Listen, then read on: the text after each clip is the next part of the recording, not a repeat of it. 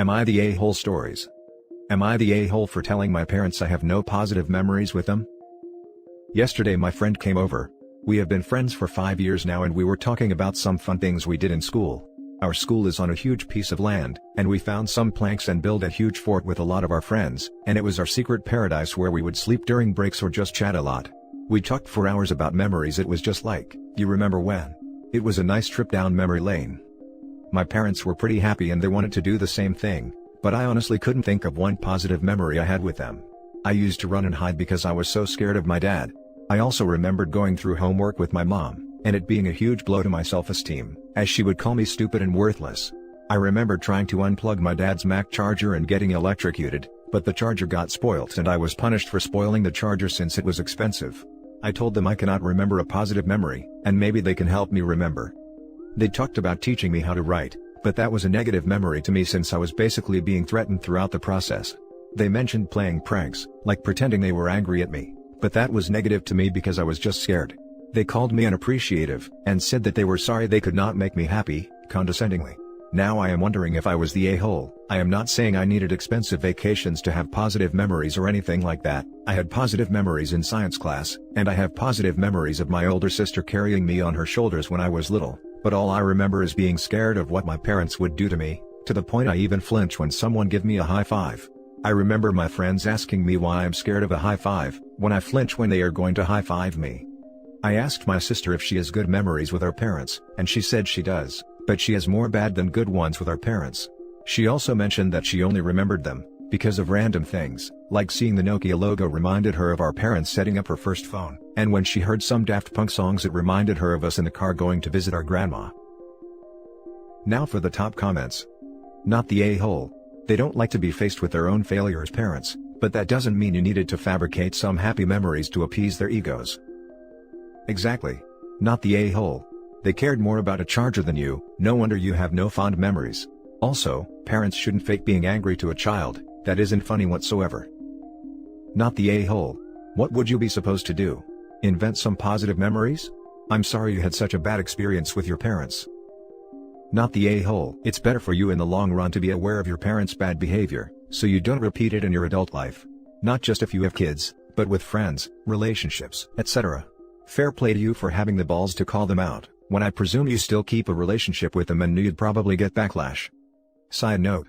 My parents weren't the greatest either. I had it out with my mom a couple of years ago.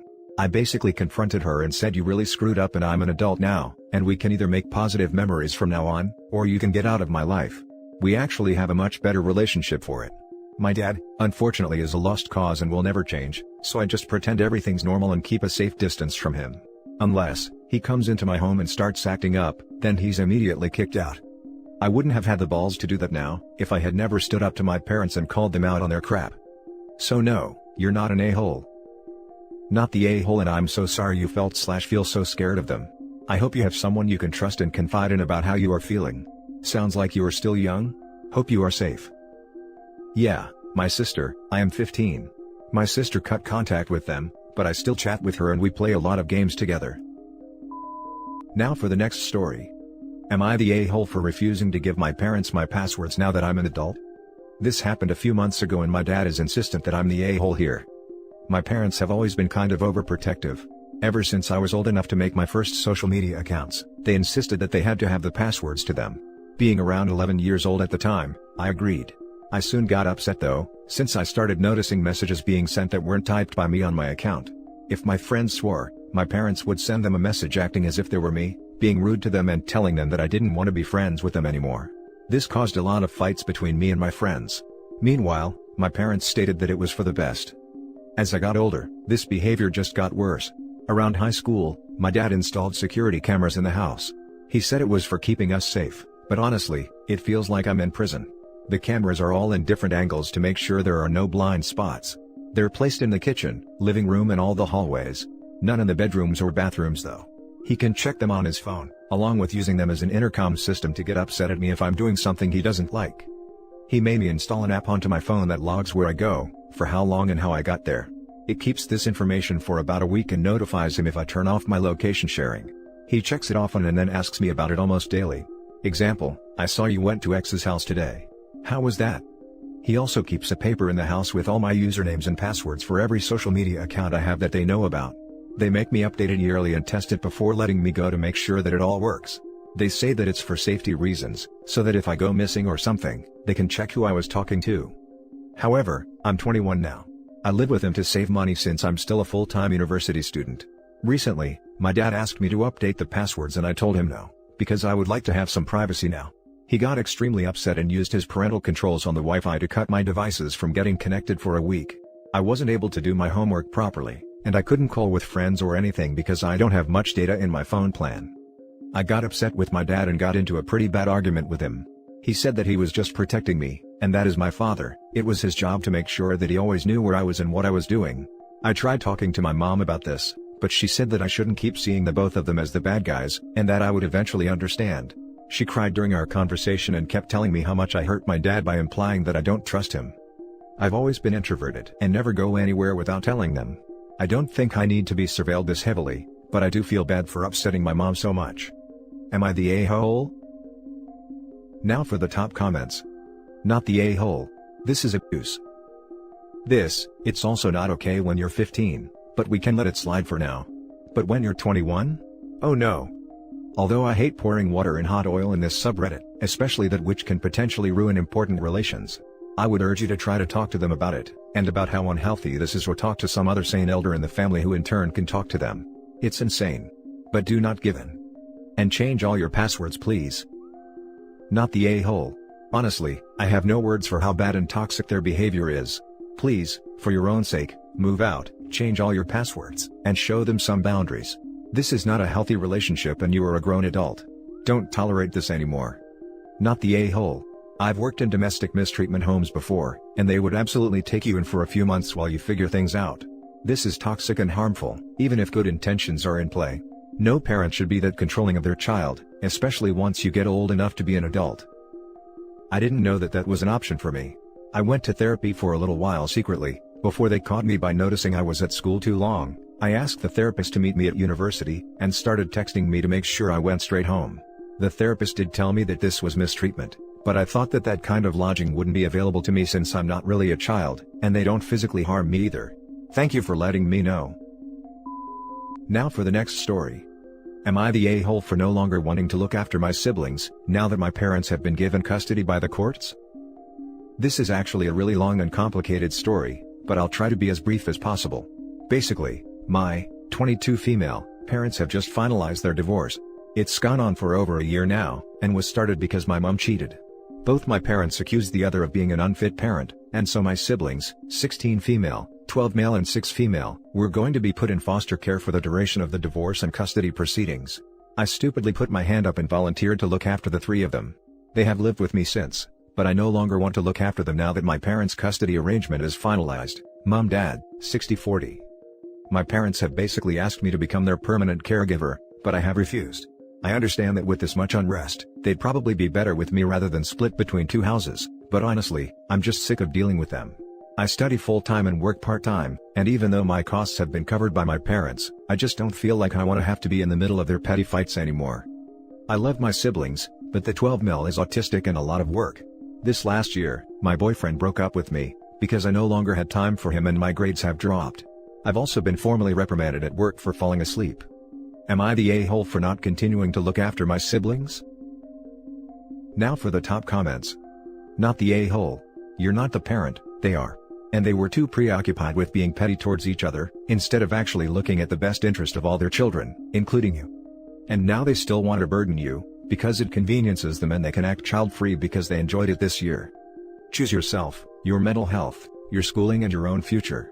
You're not responsible for their neglect. Spot on. OP's parents were the ones who chose to make the decisions they did, and there is no way she should have to deal with all of the fallout, on top of going to school, working, and living her life. That's difficult for a lot of parents to even do, and most parents aren't working and going to school at the same time. OP, if you need any, I or others can direct you to some mental health resources, because you sound like you're in an especially difficult situation, so if you need anything, let us know. Oh, and also, definite not the a-hole. Not the a-hole. They got in an ugly custody battle over the children, and now neither one of them wants custody? It seems that this battle wasn't about the kids at all, but about them. Step out of the middle, give them the kids back, and be a big sister. You can still take them for a weekend every once in a while, check in, make sure they're doing okay. Yup. Your custody, your responsibility. Even before that, they as birth parents, are primarily responsible for their care and upbringing. Now for the last story. Am I the a-hole for not letting my parents use my bed while they visit my house? My mom, stepdad, and I, have a troubled relationship. They're a Karen and a Ken. If you've seen the movie Red Eye, they're that obnoxious hotel couple. Regardless, they are visiting this week. They came in from out of town, which is always stressful for me and my husband. My husband and I have a queen bed. We have a twin bed in one bedroom, a full bed in our main guest room.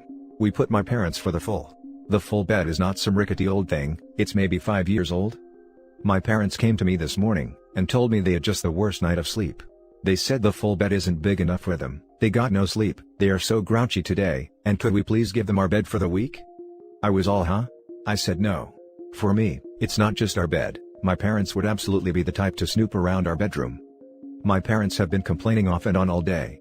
They had an extra cup of coffee, because they're so tired. They need Advil because their back is so sore. Stuff like that. My husband has ignored them for the most part. My stepdad tried to be all buddy-buddy, and hinted the bed swap to my husband. Am I the a-hole? Should I give my parents my bed? Edited to add, they are larger people. Not sure if this makes a difference. Now for the top comments. Not the a-hole. This is your house and your bed. I'm sure they don't offer you their bed when you visit. They shouldn't expect you to, but they are obviously entitled. Tell them they have 3 choices. 1. Deal with the full-size bed. 2. One of them sleeps in the full and the other in the twin. 3. They pay for a hotel room. Of course, number 4 would be that they never bring their entitlement to your doorstep again. I'm about to suggest number 2 the next time they complain. Or offer to get a queen-size inflatable mattress, that'll end the conversation really quickly. Ha! I don't want to offer that in fear they'll say yes. Not the a-hole. They said the full bed isn't big enough for them, they got no sleep, they are so grouchy today, and could we please give them our bed for the week? Oh, you know what? I just read how sleeping on a nice, hard floor is supposed to do wonders for your back and leave you feeling refreshed and rejuvenated. Let me help get you set up. Haha. I love it. Should I give my parents my bed? Hell no. You should give them the number. Hotel. You are not the a-hole here at all, but they certainly are, for acting this way. Added to add, based on your edit, my opinion doesn't change. You have 2 beds available, they can sleep separately, make do together, or go to a hotel. There is no circumstance in which it is acceptable to ask your host for their bed. Period. When you visit family, you make do with the accommodations provided and are thankful for not having to have a hotel room. You swallow your words about lost sleep, or aches and pains the bed causes. Hubs and I once shared the guest room at my Grammy's house, which has an absolutely intolerable bed. For a week. And we're grateful to be able to wake up on the farm instead of a hotel. And that's it for this video guys. If you have thoughts to share, leave a comment below. Don't forget to hit like and subscribe if you like this content. I'll catch you in the next one. Good day everyone.